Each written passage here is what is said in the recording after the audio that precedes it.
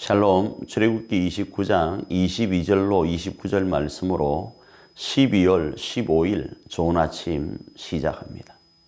너희 뒤에 일어나는 너희의 자손과 멀리서 오는 객이 이 땅의 재앙과 여호와께서 그 땅에 유행시키는 질병을 보며 그 온 땅이 유황이 되며 소금이 되며 또 불에 타서 심지도 못하며 결실함도 없으며 거기에는 아무 풀도 나지 아니함이 옛적에 여호와께서 진노와 격분으로 멸하신 소돔과 고모라와 아드마와 스보임의 무너짐과 같음을 보고 물을 것이요 여러 나라 사람들도 묻기를 여호와께서 어찌하여 이 땅에 이같이 행하셨느냐 이같이 크고 맹렬하게 노하심은 무슨 뜻이냐 하면 그때의 사람들이 대답하기를 그 무리가 자기 조상의 하나님 여호와께서 그들의 조상을 애굽에서 인도하여 내실 때에 더불어 세우신 언약을 버리고 가서 자기들이 알지도 못하고 여호와께서 그들에게 주시지도 아니한 다른 신들을 따라가서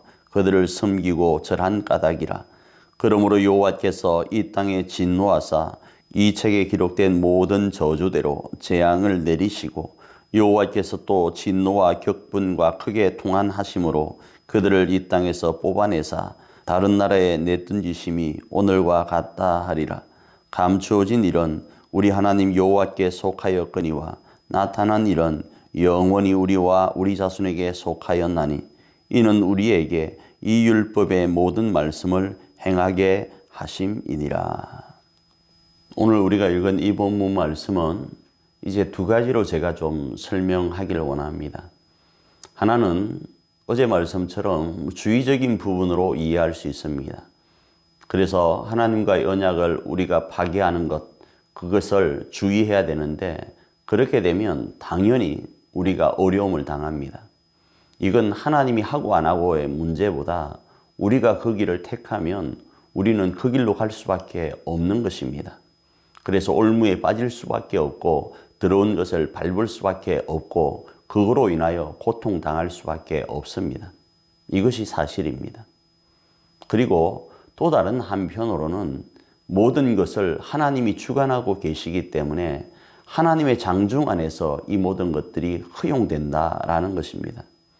그래서 어떤 측면에서는 우리가 하나님의 언약을 저버리는 것이 하나님으로부터 받는 저주가 될 수 있는 겁니다. 그런데 여기에는 두려움이 있습니다. 그 이유는 하나님의 저주는 우리 인간이 저주하는 저주와도 질적으로 다릅니다. 하나님의 복도 그러하지만 하나님의 저주도 강력합니다. 하나님의 저주하심이 어느 정도인가 하면 그 저주를 견딜 수 있는 분이 바로 예수 그리스도밖에 아니 계신 겁니다. 사람은 하나님의 저주를 견딜 수 없습니다. 그렇기 때문에 예수 그리스도가 우리를 향한 하나님의 저주를 온몸으로 받으시고 우리의 죄를 대속하신 것입니다. 그렇기 때문에 사랑하는 우리 가족 여러분, 하나님이 우리 가운데 진노하신다라는 것은 엄청난 진노이기 때문에 그 진노 앞에 서 있으면 되질 않습니다. 그러니까 어떻게 해야 되는가 하면 하나님과의 언약을 맺었다면 그 언약은 반드시 지켜야 됩니다. 사람과 언약을 맺었을 때도 그 당사자가 우리에게 걸었던 것의 2배를 물어주지 않습니까? 그런데 우리가 하나님과 언약할 때 그 언약한 하나님의 몫은 우리가 상상할 수 없는 것 아니겠어요? 그 몫을 우리는 보편적으로 예수 그리스도라고 했을 때 예수 그리스도의 2배를 우리가 물어줘야 되는 겁니다. 이 언약을 파기하면요. 그러면 그 2배를 물어주는 것이 하나님의 진노라고 했을 때 우리는 어느 정도의 손해를 우리가 감내해야 될까요?